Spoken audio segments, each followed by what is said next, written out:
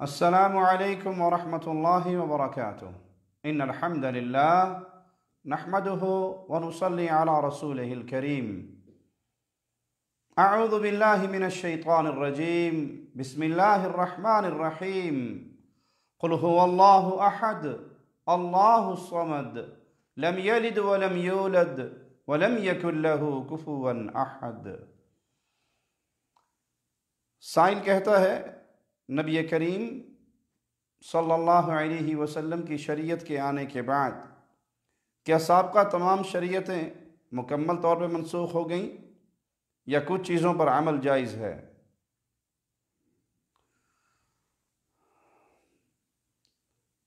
پیارے نبی جناب محمد الرسول اللہ صلی اللہ علیہ وسلم شریعت محمدیہ لے کر آئے جو قیامت تک کے انسانوں کے لیے کامیابی اور کامرانی کی ضامن ہے۔ سابقہ شریعت کی وہ بات جو شریعت محمدیہ کے موافق ہو اس پر تو عمل کیا جائے گا، اور وہ باتیں جو دین اسلام سے ٹکرا رہی ہوں تو اس میں دین اسلام کی بات کو قبول کیا جائے گا اور سابقہ شریعت پر عمل نہیں ہوگا۔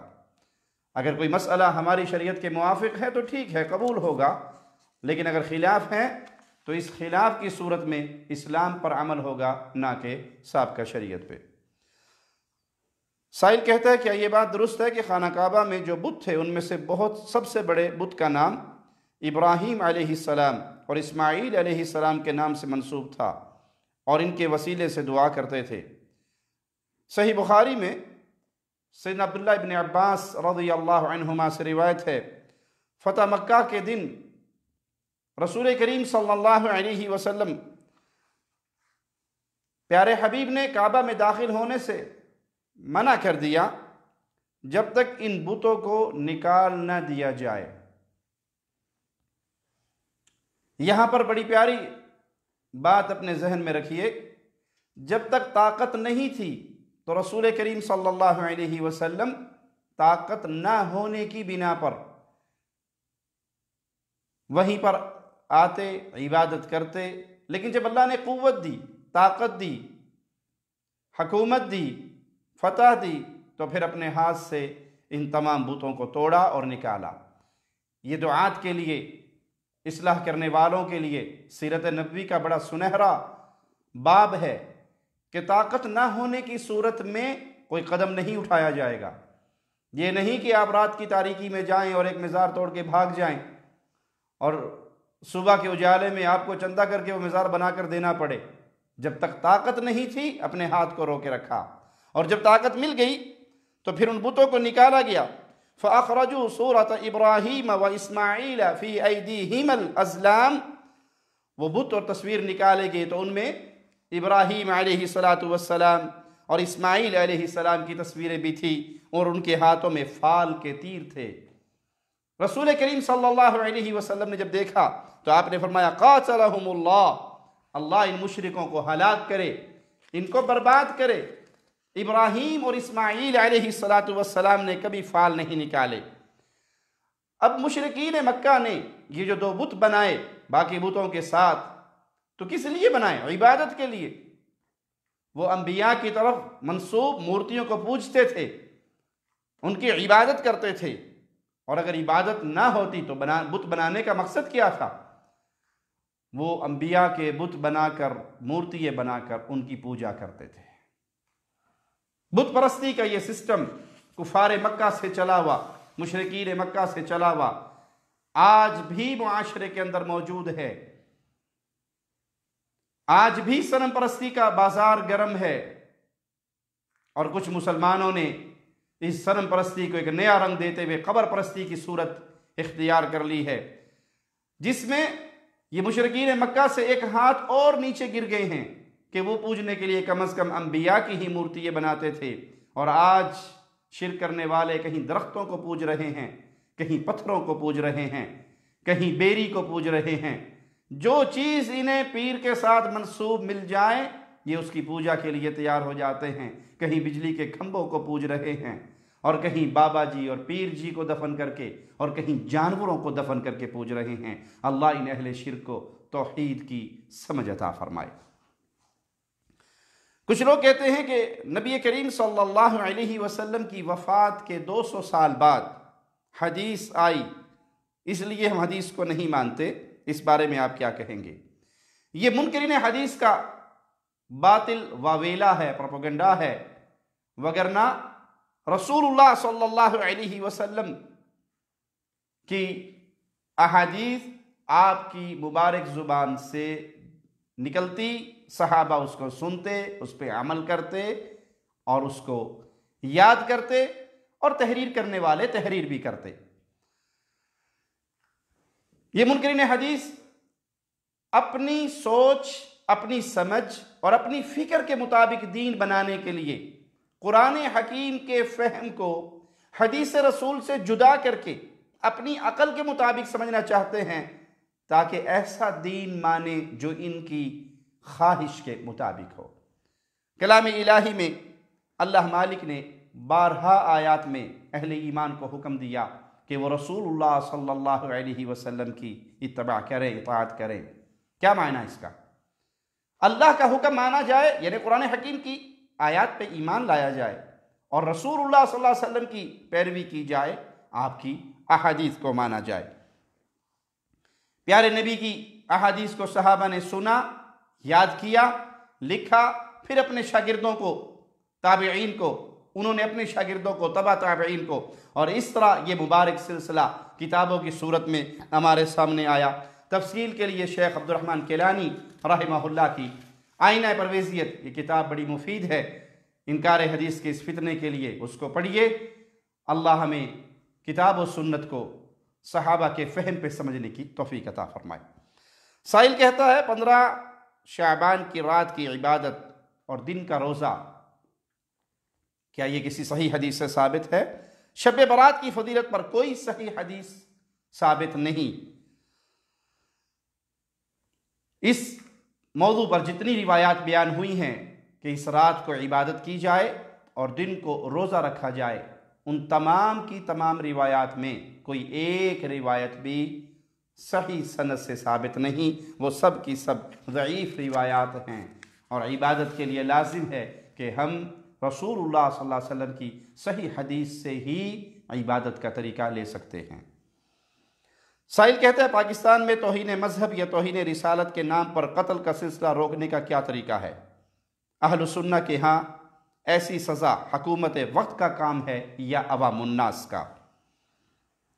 پہلی بات، پاکستان کے چہرے کو بدنام کرنے کے لیے دشمنان اسلام اور دشمنان پاکستان اس طرح کے واقعات کو بہت بڑھا چڑھا کر پیش کرتے ہیں۔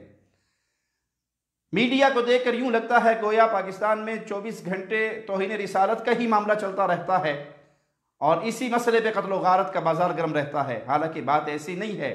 ایسا کرنے والے حقیقت میں پاکستان دشمن ہیں، اسلام دشمن ہے، اور مسلمانوں کے اس ملک کی صورت کو بگاڑنا چاہتے ہیں۔ باقی اہل السنہ اہل الحدیث کا منہج بہت دو ٹوک انداز میں واضح ہے کہ حدود کا نفاذ عوام الناس کے ہاتھ میں نہیں ہوتا۔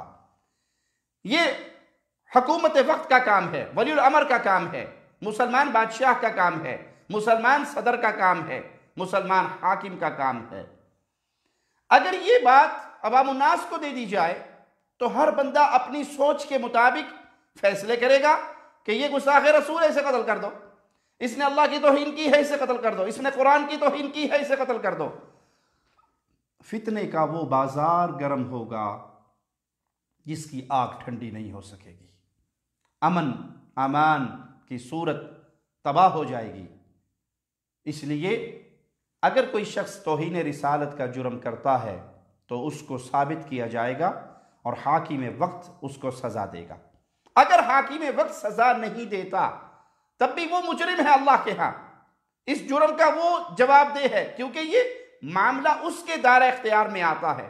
کبھی بھی اسلام نے یہ پیغام نہیں دیا، یہ تعلیم نہیں دی کہ آپ خود اٹھیں اور قاتل کو پکڑ کر سزا دے دیں، زانی کو رجم کر دیں، چور کے ہاتھ کاٹ دے، یہ جتنے معاملات ہیں اس کا تعلق حکومت وقت سے ہے۔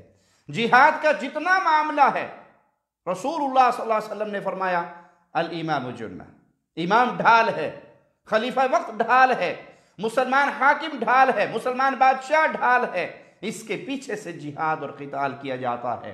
تو جہاد افراد کا کام نہیں، تنظیموں کا کام نہیں، قصاص تنظیموں کا کام نہیں، حدود کا نفاذ تنظیموں کا، افراد کا، جمعیات کا کام نہیں ہے، یہ کام حاکم وقت کا ہے، اس کی ذمہ داری حاکم وقت کے کندھے پر ہے، اس کا سوال حاکم وقت سے ہوگا۔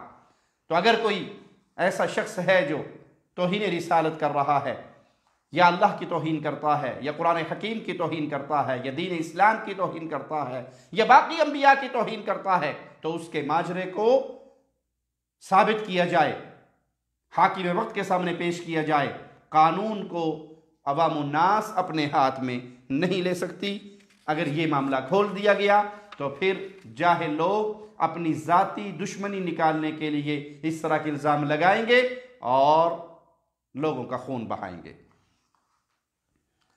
کیا ایک مجلس میں 3 بار طلاق کہہ دینے سے طلاق واقع ہو جاتی ہے؟ صحیح مسلم حدیث نمبر 1472، ابن عباس رضی اللہ عنہما فرماتے ہیں كان الطلاق على عهد رسول الله صلی اللہ علیہ وسلم وابی بکر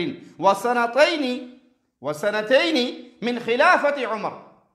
ابن عباس کے جملوں کو سنیے، رسول کریم صلی اللہ علیہ وسلم کے عہد میں، ابو بکر صدیق رضی اللہ عنہ وارضاہ کی خلافت میں، اور سیدنا عمر کی خلافت کے پہلے 2 سال میں اگر کوئی 3 طلاق دیتا تو اس کو 1 کاؤنٹ کیا جاتا۔ امیر عمر رضی اللہ عنہ وارضاہ کے دور میں جب یہ معاملہ 3 طلاق دینے کا جو شرعاً بدعت ہے، رسول اللہ صلی اللہ علیہ وسلم جس پر ناراض ہوئے تھے، ایک شخص نے 3 طلاق دی تو آپ نے فرمایا میں تمہارے درمیان موجود ہوں اور ابھی سے اللہ کی کتاب سے کھیلا جاتا ہے۔ جب یہ معاملہ زیادہ ہوا تو بطور سزا ابن عمر، سیدنا امیر المؤمنین سیدنا عمر نے رضی اللہ عنہ وارضاہ، انہوں نے فیصلہ کر کے اس 3 کو 1 جاری کر دیا بطور سزا۔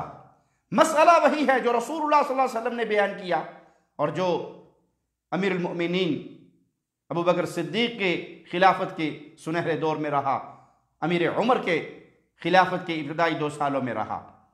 اگر کوئی شخص ایک مجلس میں 3 طلاق دے دے تو وہ 3 طلاق 1 کاؤنٹ ہوگی اور عدت سے گزرنے سے پہلے وہ رجوع کر سکتا ہے، اور اگر عدت گزر جاتی ہے تو وہ دوبارہ نکاح کر سکتا ہے۔ واللہ اعلم۔ نماز جنازہ کی تکبیرات پر رفع الیدین ثابت ہے یا نہیں؟ مصنف ابن ابی شیبہ میں صحیح سند کے ساتھ یہ روایت موجود ہے۔ نافع ابن عمر سے کے بارے میں بیان کرتے ہیں کان یرفع یدیہ فی کل تکبیرۃ علی الجنازہ، جنازے کی ہر تکبیر پہ ابن عمر رفع الیدین کیا کرتے تھے۔ اور اسی طرح امام دارالقطنی نے بھی حسن سند کے ساتھ رسول اللہ صلی اللہ علیہ وسلم کے بارے میں یہ بات ذکر کی کہ وہ جنازے کی ہر تکبیر پہ رفع الیدین کیا کرتے تھے۔ کیا عورت بغیر کسی شرعی عذر کے طلاق یا خلع کا مطالبہ کر سکتی ہے؟ اور عدالت کے ذریعے ملی ہوئی طلاق کا اسلام میں کیا مقام ہے؟ صحیح بخاری حدیث نمبر 5273، ابن عباس سے روایت ہے کہ ثابت بن قیس کی زوجہ رسول اللہ صلی اللہ علیہ وسلم کے پاس تشریف لائی اور کہنے لگی میں اپنے خامند کے بارے میں، اس کے دین ایمان کے بارے میں کوئی عیب نہیں لگاتی، یعنی وہ دین کے معاملے میں بالکل ٹھیک ہے، بس میں اس کے ساتھ نہیں رہنا چاہتی، مجھے اس سے جدا کر دیجئے۔ آپ نے پوچھا جو باغ اس نے تجھے حق مہر کے طور پہ دیا تھا کیا تو اسے واپس کر دے گی؟ تو وہ کہنے لگی بالکل میں حق مہر اپنا واپس لوٹا دوں گی، مجھے اس سے طلاق دلوا دیجئے۔ تو آپ نے اپنے صحابی سے کہا اقبل الحدیقۃ وطلقھا، اپنا باغ واپس لے لو اور اپنی بیوی کو طلاق دے دو۔ جس طرح اسلام میں مرد کو اجازت ہے کہ وہ اپنی بیوی کو طلاق دے سکتا ہے، اسی طرح اسلام نے عورتوں کے حقوق کا بھی خیال کیا ہے کہ اگر کوئی عورت اپنے خاوند کے ساتھ نہیں رہنا چاہتی، اس کو پسند نہیں ہے، اس کو اچھا نہیں لگ رہا، وہ اس کے ساتھ زندگی نہیں گزارنا چاہتی، تو وہ باندھی نہیں گئی ہے کہ وہ ساری عمر کے لیے کٹ کٹ کے اور رو رو کے اور تڑپ تڑپ کے یہی زندگی گزارے گی۔ اس کو اختیار ہے کہ وہ اپنا حق مہر واپس لوٹا کر اپنے خامد سے خلا لے لے، خامد دے دے، رشتہ داروں میں بیٹھ کے فیصلہ ہو جائے اور صلح کے ذریعے یہ معاملہ ہو جائے تو بھی ٹھیک ہے، اور اگر معاملہ عدالت کے ذریعے جا کے نکاح فسخ کروایا جائے تو بھی ٹھیک ہے۔ شریعت اس کی اجازت دیتی ہے کہ اگر عورت نہیں رہنا چاہتی تو وہ اپنے خامد سے خلا لے سکتی ہے۔ سائل کہتا ہے کہ ڈرائیور سفر میں قصر کرے گا، حالانکہ اس کی ڈیوٹی یہی ہے، اس کا کام یہی ہے اور روزانہ کا معمول ہے، تو وہ نماز پوری پڑھے گا یا قصر کرے گا؟ مالک فرماتا ہے وَإِذَا ضَرَبْتُمْ فِي الْأَرْضِ فَلَيْسَ عَلَيْكُمْ جُنَاحٌ أَن تَقْصُرُوا مِنَ الصَّلَاةِ، جب تم زمین میں سفر کرو تو تم پر کوئی گناہ نہیں کہ تم نماز میں قصر کرو، یہ عام حکم ہے۔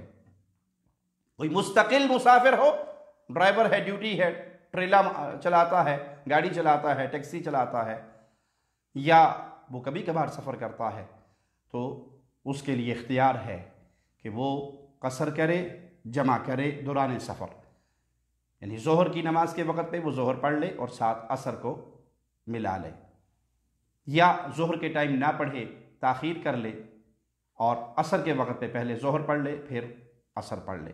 اسی طرح مغرب عشاء، عشاء مغرب وہ جمع بھی کر سکتا ہے اور قصر بھی کر سکتا ہے، اور اگر وہ پوری پڑھنا چاہے تو پوری پڑھنا بھی جائز ہے، ناجائز نہیں ہے، جائز ہے اس کے لیے کہ پوری پڑھنا چاہے تو پڑھ لے، اور اگر وہ قصر کرے تو اللہ نے اس کو رخصت دی ہے، یہ زیادہ افضل ہے۔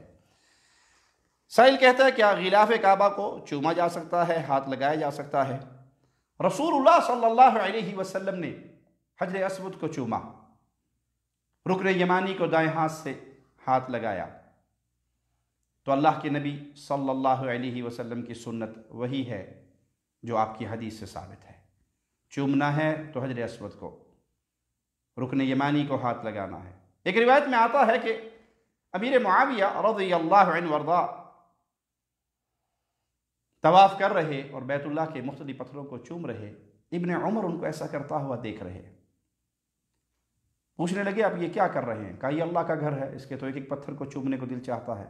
تو ابن عمر رضی اللہ عنہما نے کہا میں نے رسول اللہ صلی اللہ علیہ وسلم کے ساتھ اس گھر کا طواف کیا اور اللہ کے نبی صلی اللہ علیہ وسلم نے حجر اسود کو چوما، رکن یمانی کو ہاتھ لگایا۔ سنت وہی ہے جو رسول اللہ صلی اللہ علیہ وسلم سے ثابت ہو گئی۔ یہاں پہ یہ بات بھی یاد رکھیں، حجر اسود کو چومنا سنت ہے، مسلمان کی عزت کرنا فرض ہے۔ سنت کی ادائیگی کے لیے فرض نہ بھول جائیں کہ آپ دھکم بیل کر رہے ہیں اور لوگوں کی چادریں کھینچ رہے ہیں اور کونیے مار رہے ہیں اور بہت محنت جد و جہد کر کے اور پسینے پسین ہو کے آپ نے جا کے حجر اسود کو چوم لیا، آپ نے سنت پہ عمل کیا لیکن فرض ضائع کر دیے۔ مسلمان کی عزت کرنا، مسلمان کا ادب کرنا، حاجیوں کا احترام کرنا، اللہ کے مہمانوں کا احترام کرنا، یہ واجب ہے، یہ فرض ہے۔ آپ نے سنت کی ادائیگی کے لیے اگر فرض چھوڑ دیے تو اس سنت پہ آپ کو ثواب نہ ہوگا۔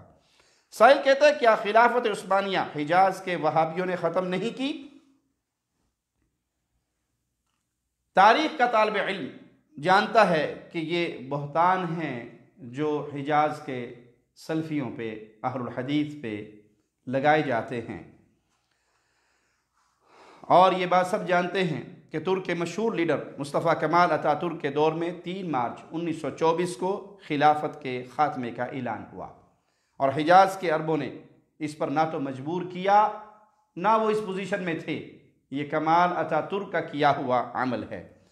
پھر اللہ نے آل سعود کو حکومت سے نوازا، ایدہم اللہ بنصرہ العزیز، اللہ اس عظیم خاندان کو اپنی رحمت میں رکھے اور ان کی مزید مدد کرے، ان کے ذریعے اسلام کو عزت دے، اسلام کے ذریعے انہیں عزت دے۔ جس وقت آل سعود نے حکومت سنبھالی بد امنی کا دورہ تھا، حاجیوں کے قافلے تک محفوظ نہیں ہوا کرتے تھے، پھر اللہ نے ان کو حکومت بخشی تو وہ مثالی امن قائم ہوا کہ آج کا ترقی یافتہ معاشرہ، سعودی عرب جیسا امن دنیا کے کسی اور ملک میں تمام تر وسائل ہونے کے باوجود نہیں دکھا سکتا جو یہاں پر اللہ کی رحمت سے امن قائم ہوا۔ کیوں؟ انہوں نے اللہ کی توحید کو غالب کیا، شرک کے مراکز ختم کیے، اڈے ختم کیے، مزارات کو ختم کیا، گردنیں صرف ایک اللہ کے سامنے مسجدوں میں جھکتی ہیں، کسی قبر پہ اور کسی مزار پہ نہیں جھکتی۔ جب توحید غالب ہوئی تو اللہ نے امن کی دولت سے نوازا۔ تو جب تک توحید غالب رہے گی دنیا میں، امن باقی رہے گا، اور جب توحید کو لوگ چھوڑ دیں گے تو اللہ ان سے امن و امان کے ہاتھ کو، اپنی رحمت والے معاملے کو اٹھا لے گا۔ سائل کہتا ہے خالص اسلام کے بعد فرقے کیسے بنے؟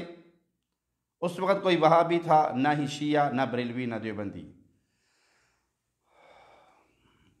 دین اسلام نام ہے کتاب و سنت کو پیارے نبی صلی اللہ علیہ وسلم کے صحابہ کے فہم کے مطابق سمجھنے کا۔ جب تک لوگ اس سوچ پر، اس منہج پہ قائم رہے، اسلام خالص رہا، مسلمان ایک جماعت رہے۔ اور جب لوگوں نے اپنے اپنے بزرگ تراشنے شروع کر دیے، اپنے اپنے بزرگوں کو وہ شان دینی شروع کر دی کہ یہ جو فرما دیں گے ان کا فرمایا جانا برحق ہوگا، ٹھیک ہوگا اور ہمارے لیے حجت ہوگا۔ اگر قرآن حکیم کی آیت بھی ہمارے بزرگوں کے قول کے خلاف آئی تو ہم آیت کو چھوڑ دیں گے، حدیث کو چھوڑ دیں گے، صحابی کے اثر کو چھوڑ دیں گے، اپنے امام، اپنے بزرگ، اپنے شیخ، اپنے مرشد، اپنے حضرت کے قول کو نہیں چھوڑیں گے۔ جب رسول اللہ صلی اللہ علیہ وسلم کو چھوڑ کر درجنوں بزرگ بنا کر ان کے اقوال کو حدیث پر فوقیت دی گئی تو فرقہ پرستی کا، تعصب کا وہ دروازہ کھلا جو شاید بند نہ ہو اس وقت تک جب تک اہل ایمان دوبارہ اسی منہج پر نہ لوٹ آئیں کہ ہمارے لیے حجت کتاب و سنت ہے۔ اسلام کتاب و سنت کا نام ہے۔